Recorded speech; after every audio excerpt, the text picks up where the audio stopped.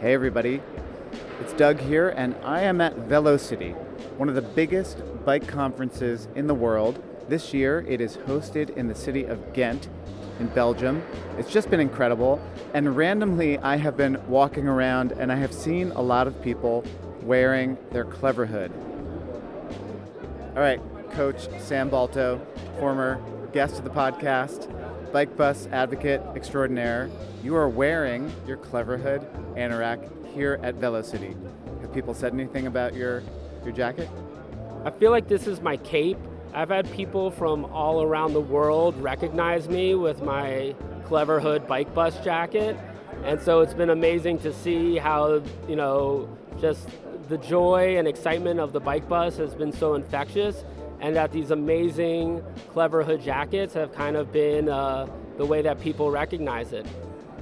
And it's funny that you say it's your cape because they make capes, but you're wearing the jacket. Originally, I asked Susan to make us capes, and she was very adamant that we have the anorak jackets because it would be better for us signaling and, corking the intersections for the leaders of the bike bus. And I couldn't agree more that these anoraks are just the best quality. They really, make us feel special while we're, leading the bike bus and making sure kids get to school safely.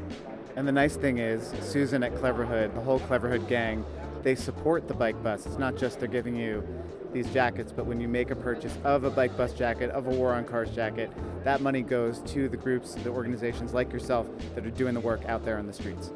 What's really exciting is that with Susan and Clever Hood, the money that goes, a percentage of it, we're partnering with local nonprofits in Portland, but hopefully to spread it around the country, that go and help teach kids how to ride bikes and give kids bikes. And so it's really important that we use our funds to support more kids being able to have access to bicycles. Wherever you are in the world, if you want to stay dry and support some great causes, go to cleverhood.com/waroncars. Enter code OverTheRainbow for 15% off everything in the Clever Hood store. That's cleverhood.com/waroncars, coupon code OverTheRainbow.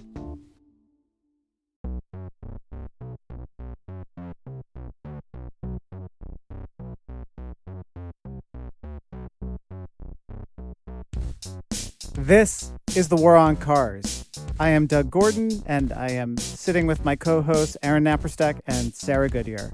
Hello. Hey there. How you both doing? Pretty good. How you doing?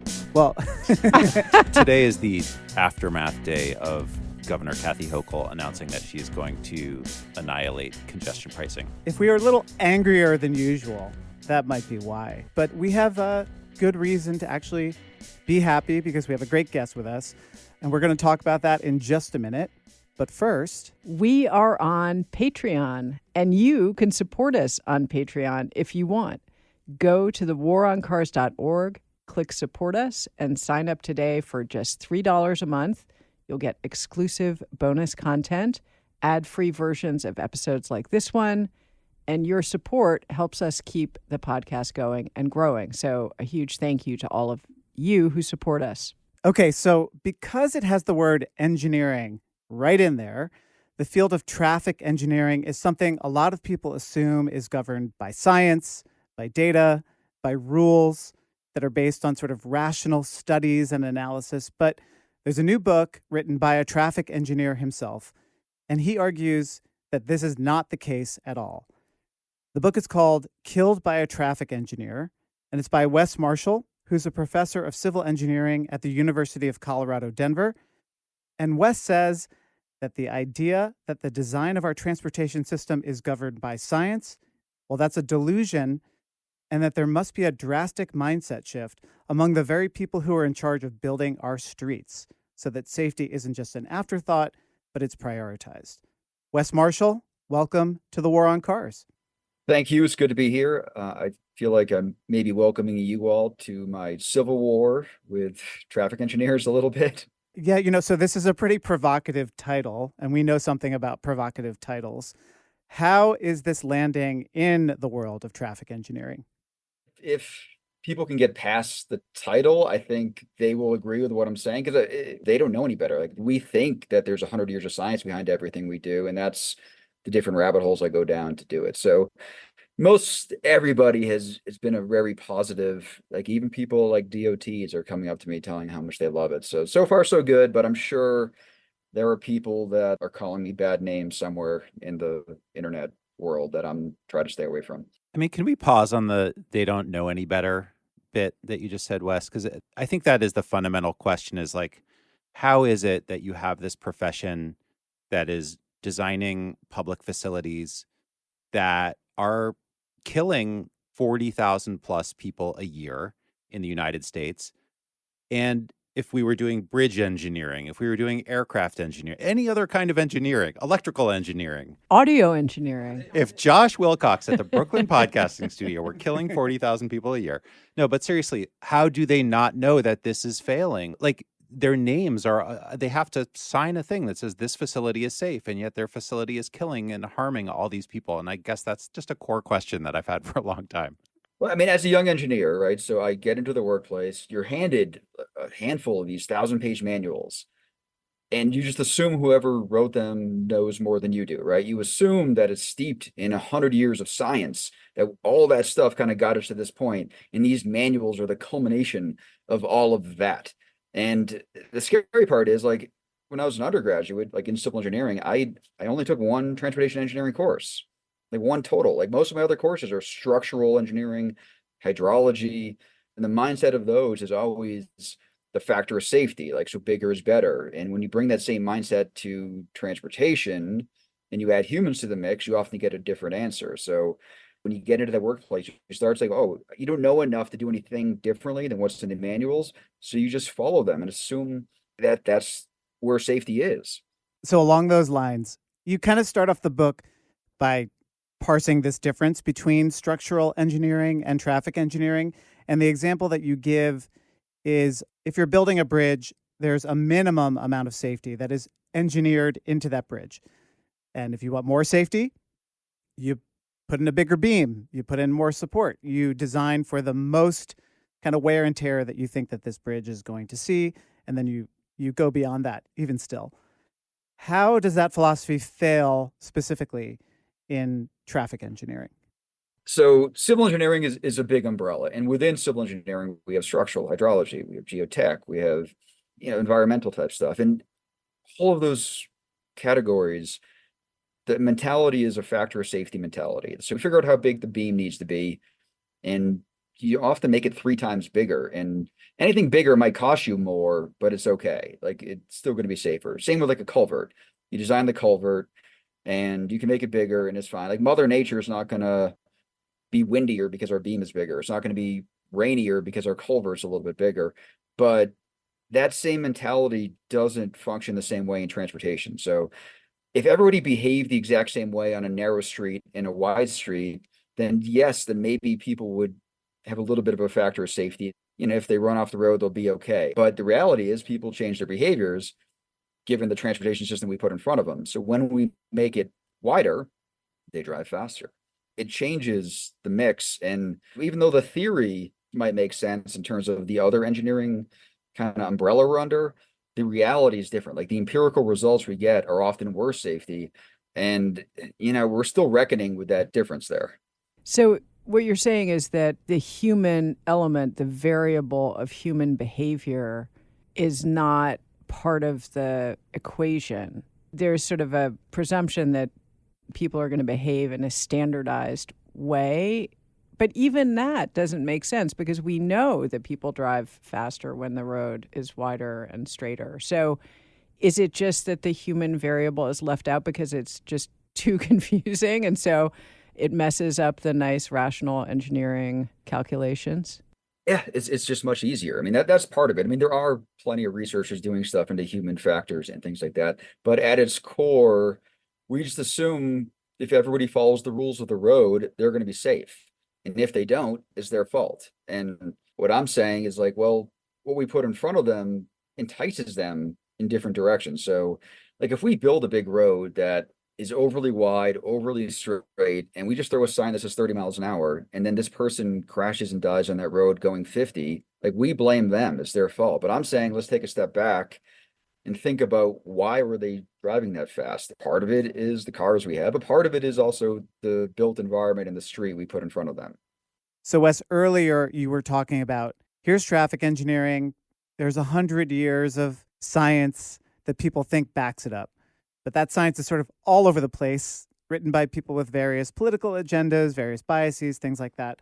Throughout the book, you very often cite a publication called Traffic Quarterly, which I think is a really kind of fascinating relic. Let's talk about Traffic Quarterly as this shining example of the science or lack thereof underpinning traffic engineering.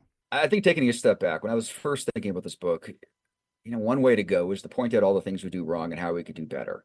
But when I thought more about that, my thinking was, well, that's not enough. I sort of need to pull the curtain back to see why we do what we do. And the best way I could think of doing that is really to look at a lot of these old papers, to kind of hear their voice, to hear these people talk about what they were doing at that time and why, and kind of shed light on those stories. And Traffic Quarterly is published by the Eno Foundation, but it was a great resource because 1947, 2003, it was really one of the major sort of traffic engineering transportation journals. So it let me peek behind those curtains and see what they were saying to themselves on all these different topics that, I know that there's something wrong with what we're doing, but sort of understanding how we ended up here was what I wanted to show. Your book also, through Traffic Quarterly, introduces some really interesting characters who had a huge influence, even today, on how we view the risk associated with driving and road building and all the rest. I wanted to zero in on Paul Hoffman, the former chairman of Studebaker, and his influence, even to this day, on how we view traffic fatalities. When I was thinking about some of the things that were wrong with our current status, one of the ways it just seems obvious to me is just how we fundamentally measure road safety. And we do so using an exposure metric. So we want to make an apples to apples. We don't like to compare sort of just total fatalities to total fatalities. The numerator is the fatalities or injuries or crashes. The denominator is usually we use vehicle miles traveled. So given that being our crash rate, there's two ways to get better safety. One is we have fewer crashes, fewer injuries, fewer fatalities. The other way to get better safety is actually have more driving. And to me, that always fundamentally is leading us in the wrong direction. So one of the rabbit holes I went down is to figure out why we use that metric. And that led me to Paul Hoffman. And he was not happy with the fact that cars are being made to be seen as unsafe.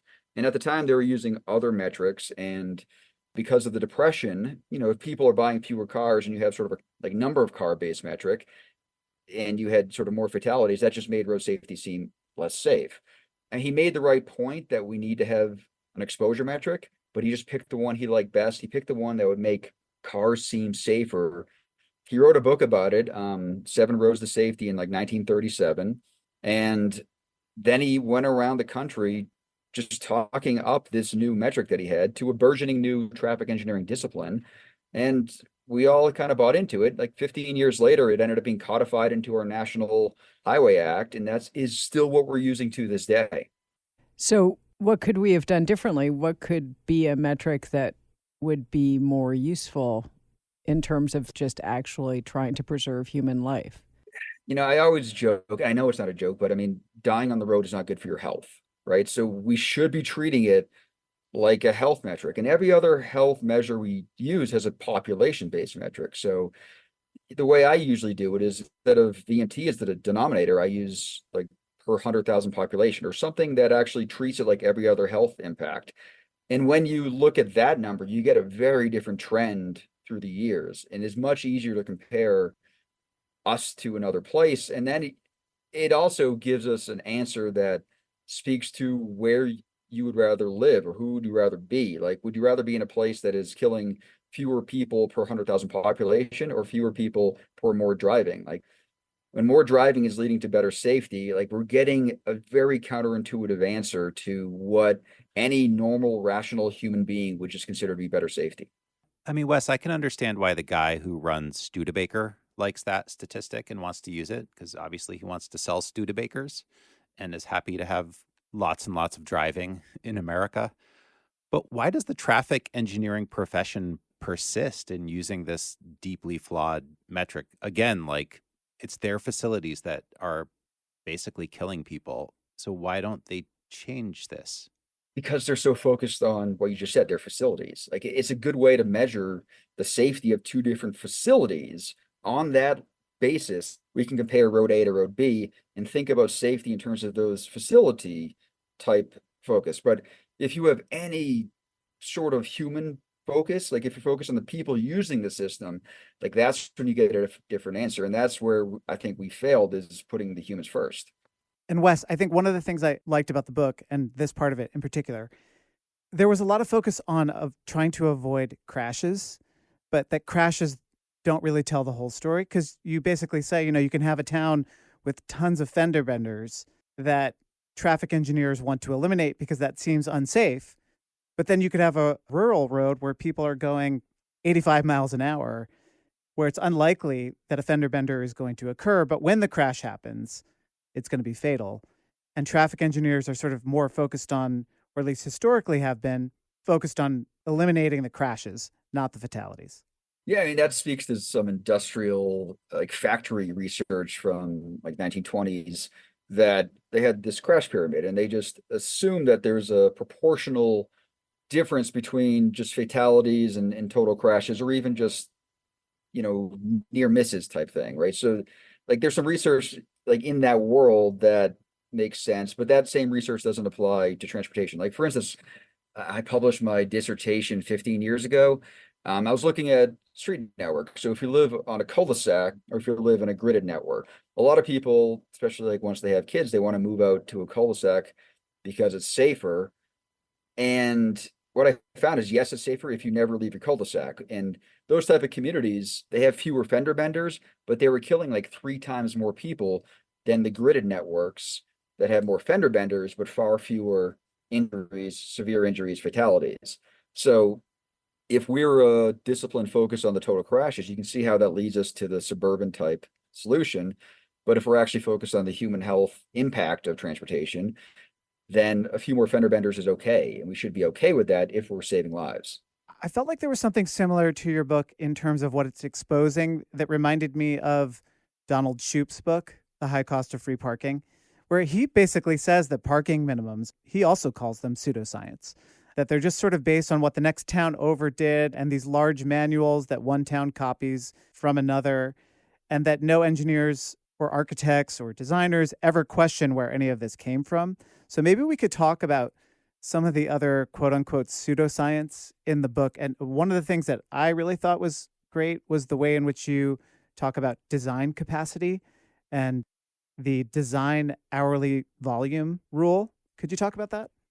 Sure. I mean, taking a step back, and I will say Donald Shoup was definitely a big influence on me. Like when I first went back to grad school, University of Connecticut, the project I was put on was a parking project. So this would have been like 2004. So this was before the high cost of free parking came out. My advisor, Norman Garrick, went off to Jamaica on sabbatical, but he literally just handed me a bunch of Donald Shoup's papers. So I read all those papers before high cost of free parking came out. And at the time, I was thinking as a young engineer, like parking, this is boring. Like, why am I studying this? But then I realized soon just how fundamental it was. And what you're saying is true. Like, I do think a lot of engineers, again, they legitimately believe, and they have good reason to, like that there is science behind this stuff, that when we do what we're told in terms of like getting a design hourly volume and trying to figure out, how much traffic there's going to be in 20 years, and then by providing and accommodating that traffic with road capacity, like there are reasons why we think that leads to better safety. And what I end up showing is like a lot of them aren't true, or they're based on very limited studies. A simple one might be that wider rotor thing that we've been talking about. Like that idea has persisted in traffic engineering for 100 years. And when you look at the original study, it compared roads that were 18, 20, 22, 24 feet wide. So the widest road they looked at was 24 feet wide. And yes, that might be safer than 18. And over time, we stopped even citing that original study, but that idea that wider roads are safer has persevered in traffic engineering. But if we just look at that original paper and sort of why we believe that, it doesn't make any sense. And that was the case with so many of these things. And even like what you're saying, the way we predict how much traffic we're going to have in the future and try to provide for it, like there is no safety basis for that. We assumed that there was, but when you look at a lot of those original thinking on topics like level of service, at that time they said, oh, we need to make sure we add safety to this later, but we never did. What's curious to me is that traffic engineers drive and are drivers. And so as drivers, they must know, as we all do, that if you're on a straight, wide road and it's posted at 50, but it's probably safe to go 70 or 80, that you do creep up and you are going faster. I'm sure all these engineers drive faster on straight, wide roads, and that they would just know that from their own powers of observation. And also, all these engineers probably have experience in the world of the negative impacts of these engineering decisions. And yet, this cognitive dissonance persists. And I'm just curious as to the power of these manuals and the power of this received wisdom in perpetuating this cognitive dissonance. There are very rational reasons why they think this. So like in terms of like a design speed, if they design it for higher speed than they actually want the speed limit to be, they're trying to protect against, people that are going too fast. We want to make sure that, if you just speed by 20, 30 miles an hour, you're still going to be okay. That's the factor of safety, right? Like, oh, yes, of course our road can handle 40, but if we can handle 72, that means we can sort of save all these people. But you can also see how that would lead to people driving faster who might get worse safety. But that leads to the second thing, and sort of the rationalization as the engineers have on this, is how we've disconnected speed from safety, which for us, we don't think more speed is worse for safety. We think as long as everybody's in the same pace, as long as everybody is sort of within the same 10-mile-an-hour band, that's where we get the best safety. And that's one of those research papers I tear apart saying that, all the flaws in it.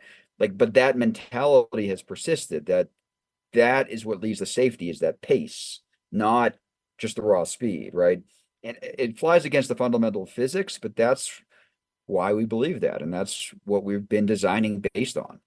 I just have to say that, once again, thinking of another arena in which engineers are like, well, it flies in the face of physics, but we're going to do it anyway. It doesn't seem like a very engineering-ish kind of mindset to me. Yeah. And it's just amazing to me how powerful these assumptions are, that they can squash those instincts among rational people. It's like they have the green book, the guidelines, and they just have to follow it. So it feels religious almost. It does. And in the book, I talk about how sort of the disconnect between it seeming more like a religion and why versus we need to get it back to being a science.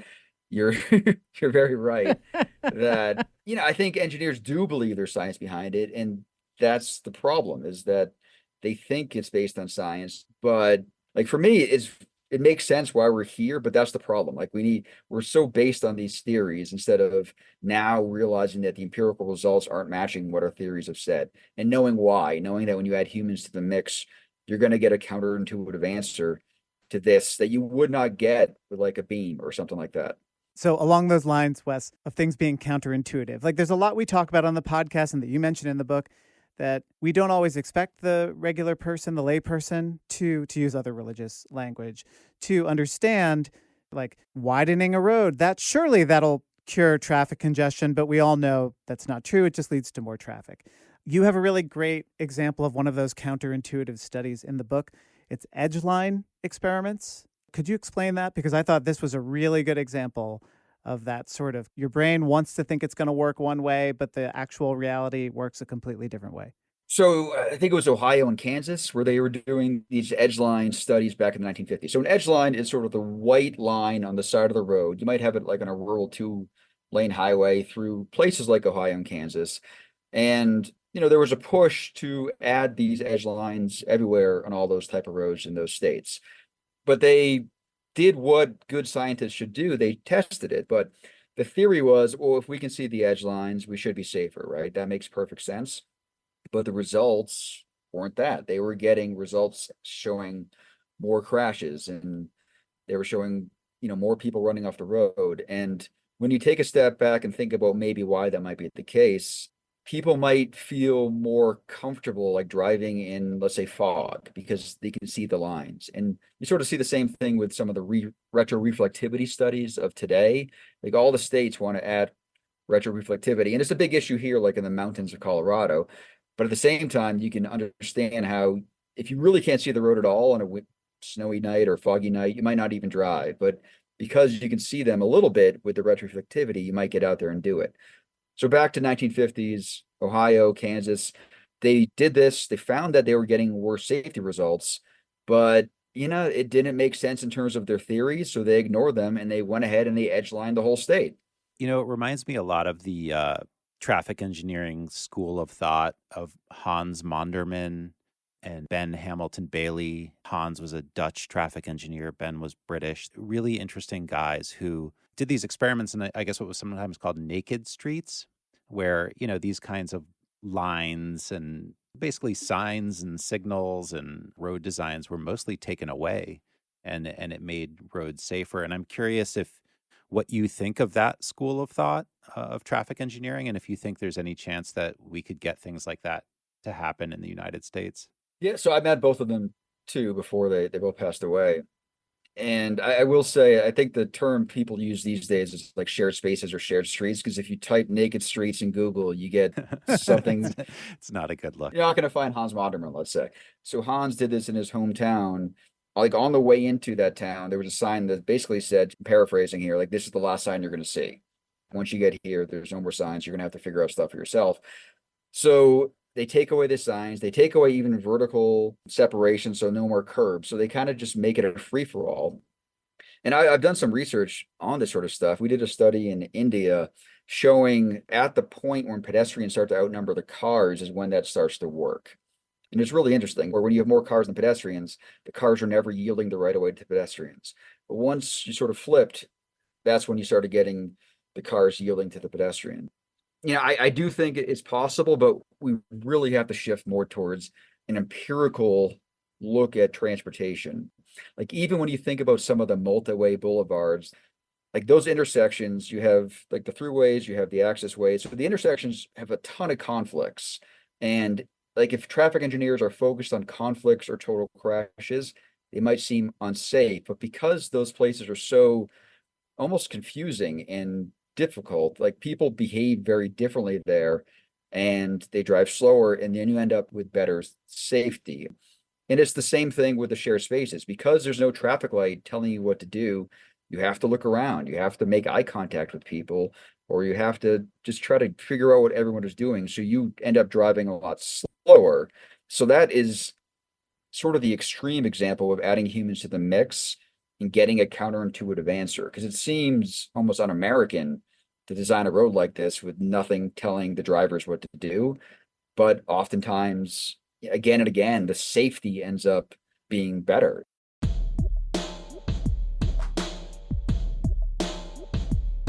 Bull Moose Soft Goods makes high-quality, handcrafted bags designed to work for you and your bicycle. Go to bullmoosesoftgoods.com and take a look at some of our favorite designs, like the Bar Crawler. The Bar Crawler is a sturdy little water-resistant bag that attaches to your handlebars and is perfect for holding items like your keys, phone, wallet, or sunscreen. It's so easy to forget the sunscreen. Then there's the City Slicker. The City Slicker is a frame bag that tucks in right below your top tube. But what really makes it special is that you can even use it to hold your U-lock. And if you like to have a drink or snack handy while you ride, then you need the Bull Moose Hydration Station. Why should cars have all the cup holders? Now your bike can have a cup holder too with the hydration station. Best of all, Bull Moose will custom design colors, sizes, and styles just for you and your bike. And War on Cars listeners get a 15% discount. Just go to bullmoosesoftgoods.com, enter discount code WOC15 when you check out. Again, that's bullmoosesoftgoods.com, discount code WOC15.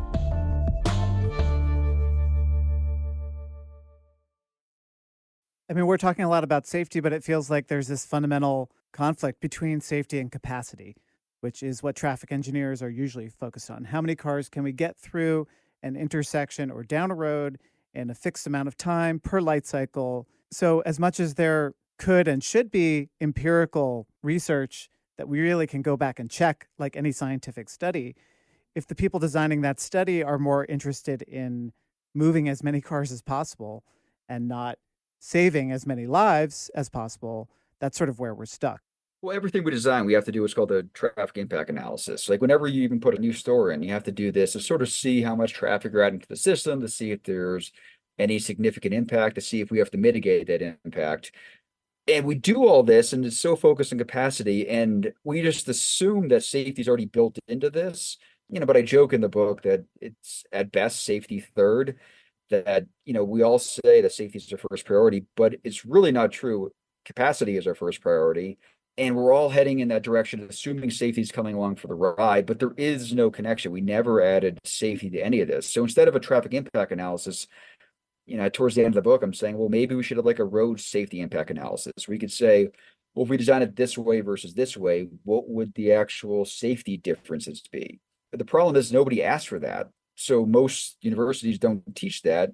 And most engineers couldn't even do that if you asked them to. Like, how would they even figure out what the safety differences would be? So we need a shift in focus, but we're not there yet.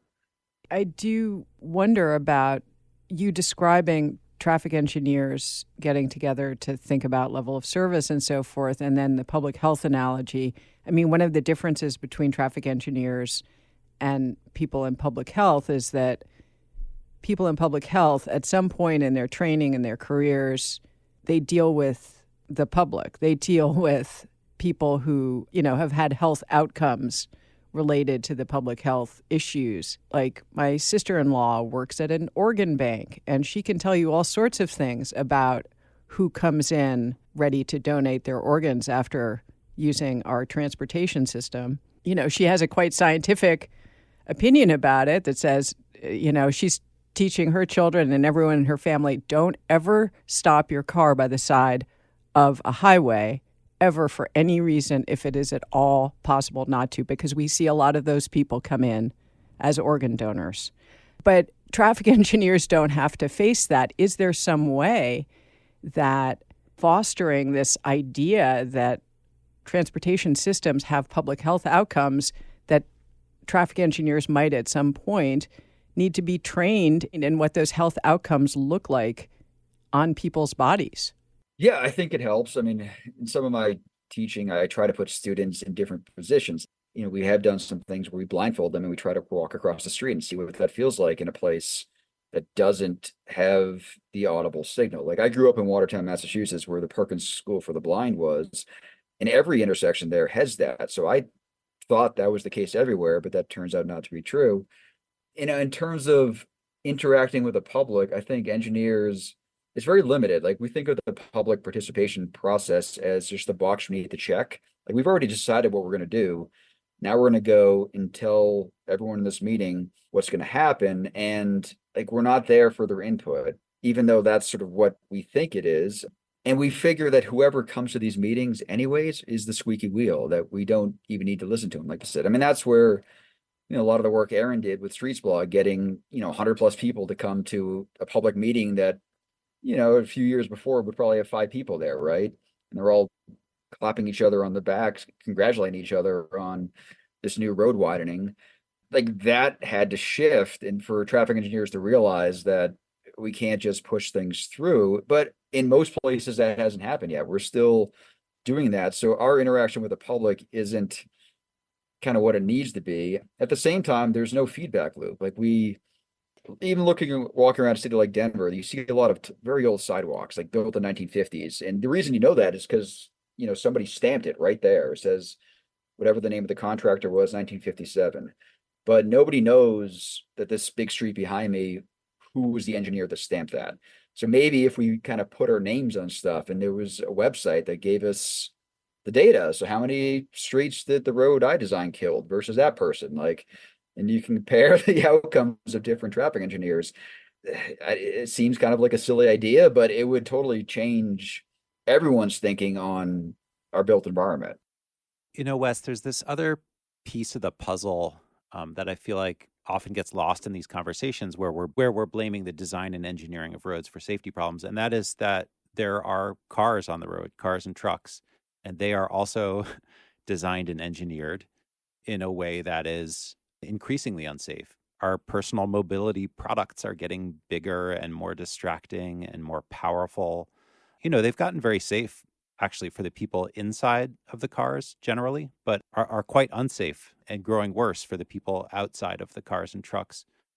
It's just something I've been thinking more and more about in recent years, how, when you're asking DOTs to make streets and roads safer, you're really putting the responsibility on the public and on the taxpayer and on the local DOT to do all the safety work.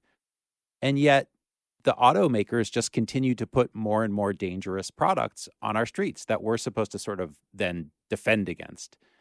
I'm curious, do traffic engineers ever say like, hey, wait a second, like you guys are asking us to design roads that are, supposed to protect people from products that are just really inherently unsafe. And we need you to change the cars and trucks. Like we can't just be held responsible for doing all of this with road design. I used to say, the reason why we even need protected bikeways in urban places is because we've designed the streets so poorly. But now we've reached the point where even if we design the street well, like you're right, we have these mammoth cars that you still need to protect against, even if the street is designed pretty well for people that are using that type of facility. At the same time, when you take a step back, I would say that, obviously there's egregious examples of the car manufacturers being evil throughout the years and stuff like that. They're doing what for them is a very rational thing. Like they're trying to make money, they're trying to sell cars. And we've built a system where a bigger car makes more sense to the people that are using that system. We built a system where driving is the most rational choice for most people that live in this country, where all of a sudden bigger cars start to make more sense. Like to me, we've set up a system, if that's the most rational approach to life, like we've screwed up. So this can be both from traffic engineering, transportation planning, land use. This can also be from policy, like allowing these cars, like focusing our safety metrics on the occupant of the car as opposed to the people outside the car. Thinking back to Peter Norton's book and Fighting Traffic and how like jaywalking only became an issue, not just having the laws in place, but changing the culture around it. So we also need to change the culture. So it's policy, it's culture, it's the environment around it. We'll get to a point, hopefully, where having a big car is not the most rational decision. And then if that happens, then the car companies would start catering to other choices.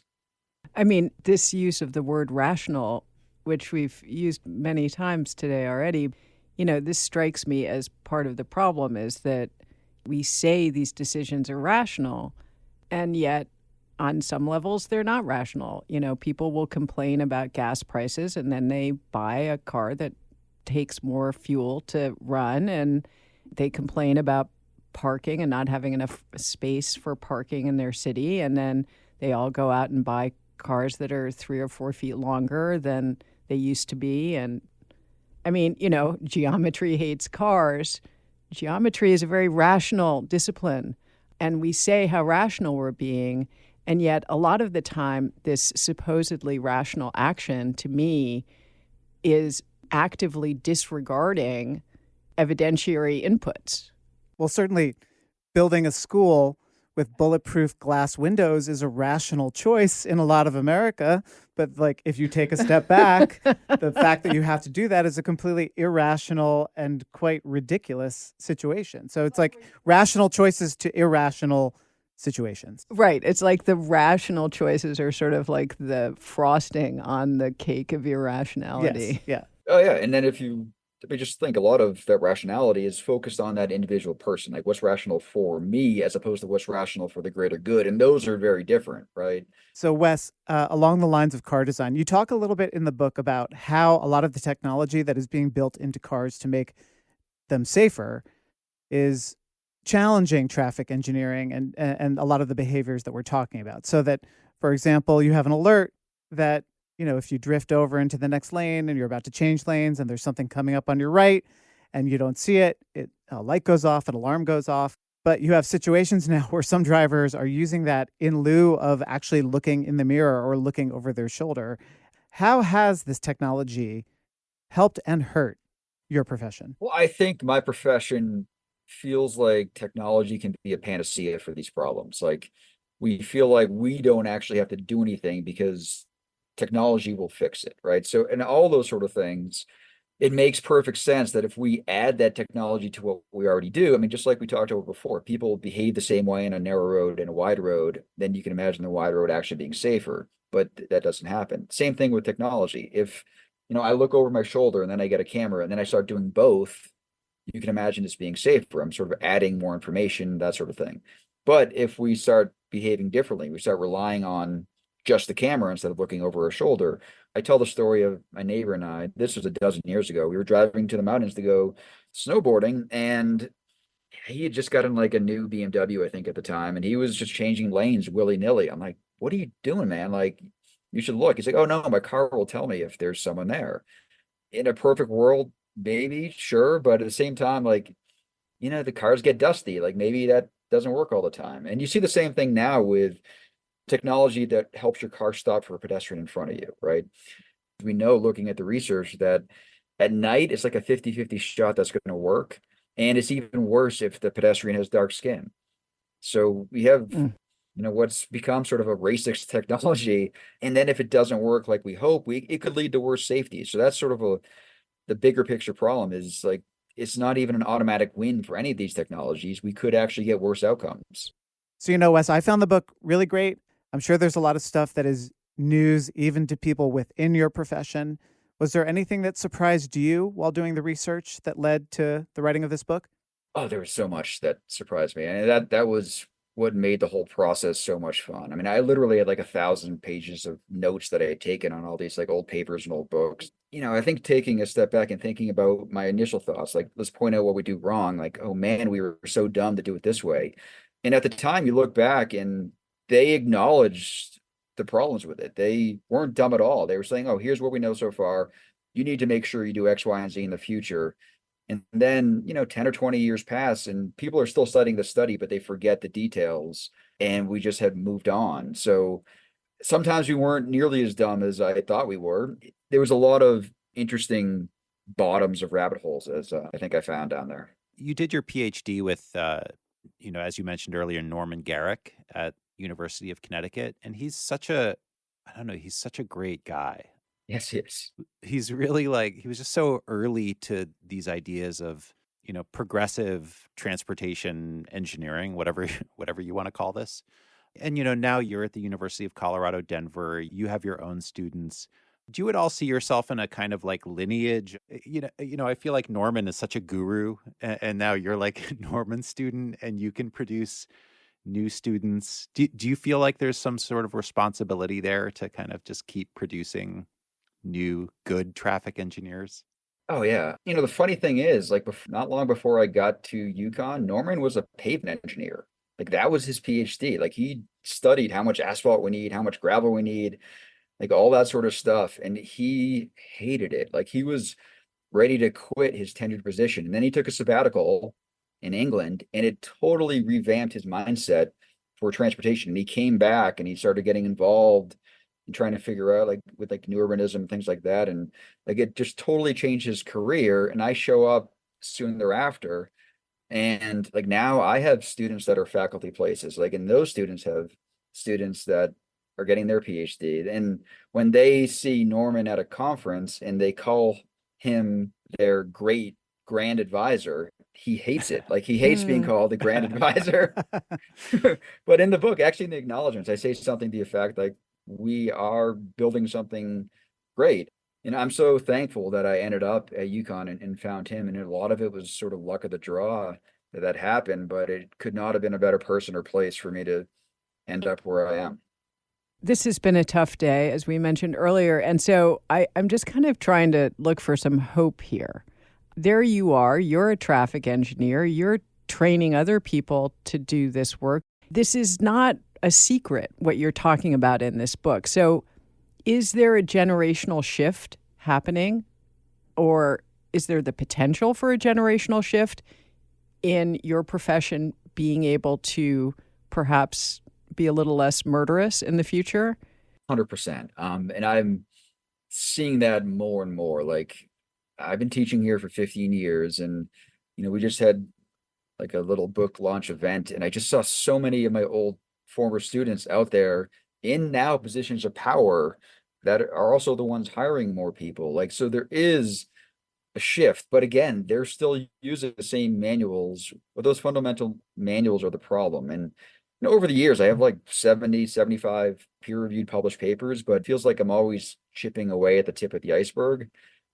And the book was more a chance to get at the foundation of this giant pyramid of traffic engineering. But I honestly don't think anybody knew that there's less of a foundation than we ever thought possible. So we're heading in the right direction. There's definitely a shift in terms of the people that are working at these agencies, and even looking around at cities too. You see just how far a city like Denver's come since I got here. Like, the streets are changing so much. I mean, a lot of the things you see now would have been a moonshot 10 years ago, but they're out there in place today. Well, that's a great place to end it. Wes Marshall, thank you for joining the War on Cars. Thanks for having me. This was fun. Wes's new book, Killed by a Traffic Engineer, is out now. You can buy it from your neighborhood bookseller, get it at your library, or find it on the War on Cars store at bookshop.org. We'll put a link in the show notes. And please support us on Patreon. You can go to thewaroncars.org, click Support Us, and pitch in starting at just $3 a month.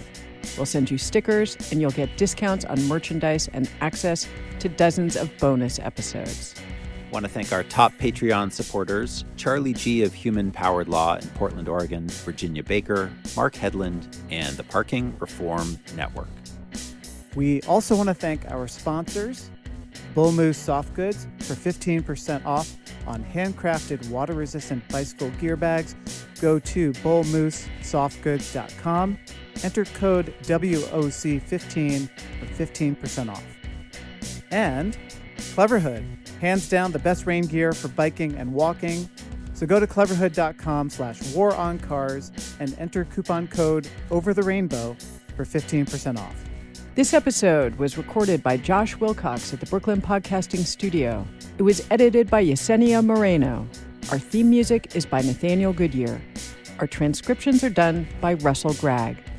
I'm Sarah Goodyear. I'm Aaron Napperstack. I'm Doug Gordon, and this is The War on Cars.